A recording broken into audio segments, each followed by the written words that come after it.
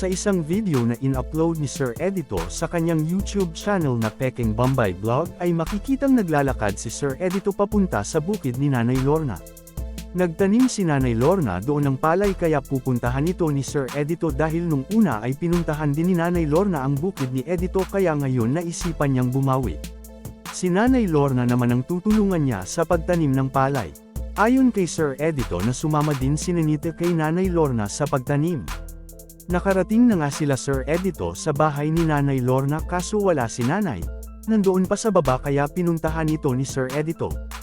Habang naglalakad si Sir Edito napagtanto niya na malayo pa pala ang uma ni Nanay Lorna sa bahay nito. Nakarating na nga sila Sir Edito sa uma ni Nanay Lorna at makikitang kasama ni Nanay ang kanyang asawa. Agad nagpasalamat si Nanay Lorna kay Edito sa sadya nitong tulungan sila sa pagtanim at antayin lang nilang tumigil ang ulan para makapagsimula na sila. Habang naghihintay sila ay nagluto naman sila ng bingala. Nagpasalamat din si Nanay Lorna sa dalang bigas at ulam ni Sir Edito para sa konsumo nila.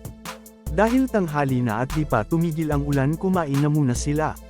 Tapos na nga silang kumain at bago sila nagsimula tinanong ni Sir Edito si Nanay Lorna kung uuwi pa ba ito pagkatapos. Sumagot si Nanay Lorna na oo dahil sa sitwasyon ni Juanita, si Juanita ay pinsan ni Ninita. Natanong naman ni Sir Edito kung bakit ano ang nangyari kay Juanita. Ayon kay Nanay Lorna na 6 na araw na simula ng manganak ito pero nabinat dahil sa asawang hindi marunong mag-alaga. Ayon kay Sir Edito na ganun talaga kasi mga bata pa. Ito pala ang rason bakit umuwi si Ninita sa lugar kung saan nandun si Juanita para siya ang mag-alaga sa anak ng pinsan, kaya hindi ito nakasama kina Nanay Lorna sa uma para magtanim ng palay. Paliwanag ni Sir Edito na kailangang umuwi ni Nanay Lorna doon sa isa nilang tinitirahan para mapainom ng gamot ang nabinat na si Juanita.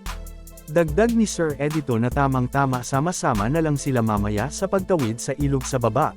Dahil sa ngayon hindi pa ito pwedeng tawirin dahil sa lakas ng ulan kanina, kaya habang hinihintay nilang bumaba ang tubig ay magtatanim na muna sila ng palay. Nagsimula ng magtanim sila Sir Edito at habang nagtatanim ibinahagi niya na nung una palay din ang tinatanim nila taon-taon, sa isang taon isang beses din sila magtanim ng palay at mais. Hindi kasya sa isang taon ang ani nila kaya pupunta sila sa bukid para maghag-o ng abaka at doon na din sila titira. Hindi rin nakaisip ang mga magulang niya na magtanim, talagang umaasa lang sila sa abaka. May abaka kasi sa bukid na hindi kailangang itanim. Kusa lang itong nabubuhay, at meron kasing bumibili ng lanot noon sa lugar nila kaya nanghagot sila ng abaka. Tapos na nga sila magtanim at ayon kay Sir Edito, na sana okay na ang ilog at pwede na silang tumawid, humingi ng pasensya sa si Edito kay Nanay Lorna dahil konti lang ang nat-animal nila kasi umulan.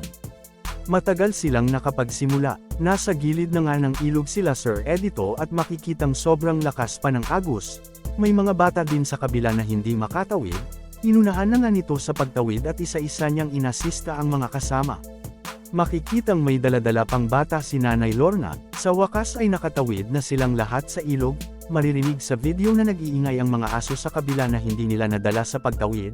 Ayon kay Sir Edito na tumatakbo daw ang mga ito nung akma nilang buhatin, pero okay lang dahil maghihintay lang ang mga ito kung kailan kakalma na ang ilog at tatawid na.